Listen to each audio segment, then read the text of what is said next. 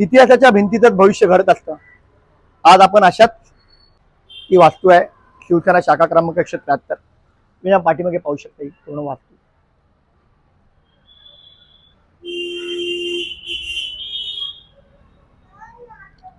काल 23 जानेवारी होता.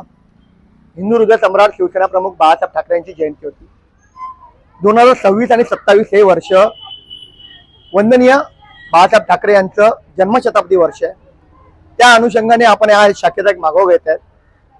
या शाखेने आज अनेक मातब्बर दिले, मग ते मंगेश सातमकर असो, सुनील शेट्टी असो, शंकर कवळीकर असो, दत्ता केळुसकर असो, रामदास कांबळे असो, किंवा ज्यांनी स्वतःच्या घामाने आणि रक्ताने शिवसेना वाढवली ते प्रकाश वागदरे असो.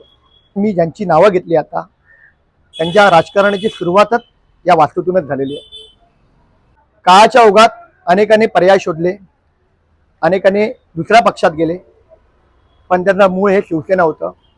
आज या वास्तूतून, या शाखेतूनच सायन कोळीवाडा विधानसभेला एक मराठी आमदार मिळू शकला असता. अवघ्या 3300 मतांच्या फरकाने त्याचा पराभव झाला. ते मंगेश सातमकर होते. 2026ची निवडणूक ही निर्णायक होती. या निवडणुकीचं एकच वैशिष्ट्य होतं, सर्व आजी माजी शिवसैनिकांमध्ये ती लढत झाली होती. त्यात शिल्पा दत्ता केळुसकर विजयी झाल्या. निवडणुकीत जय पराभव हे असतातच, मात्र एक गोष्ट प्रकर्षाने असते, तो इतिहास. केळुसकरांचा इतिहासही या शाखेतून लिहिला गेलेला आहे. आज शाखा तग धरून उभी आहे ही निष्ठावंतांच्या मेहनतीवर, निष्ठावंतांच्या प्रामाणिकपणावर. विचारांचे पक्ष आता व्यक्तिकेंद्रित झाले. नेता गेला की कार्यकर्ताही त्यासोबत जातात. आताच्या व्यक्तिकेंद्रित राजकारणात ही शाखा ही तग धरून उभी आहे आणि हे आव्हान ही शाखा पेलते. आणि त्या वागदरेचा पराभव झाला. पराभवानंतर त्या उठून पुन्हा कामाला लागल्या. तर दुसरीकडे मात्र आरोप प्रत्यारोपांच्या फैरी सुरू आहेत. प्रकाश वागदरेंच्या निधनानंतर त्या स्थानिक शाखेला अनेक धक्के सोसावे लागले.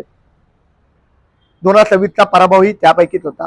प्रणिता वागदरे यांचा पराभव झाला असला तरी त्यांचा पराभव आणि त्यांना मिळालेली मतं ही लक्षणीय होती. शिवसेनेच्या आव्हानाच्या काळात नागरिकांनी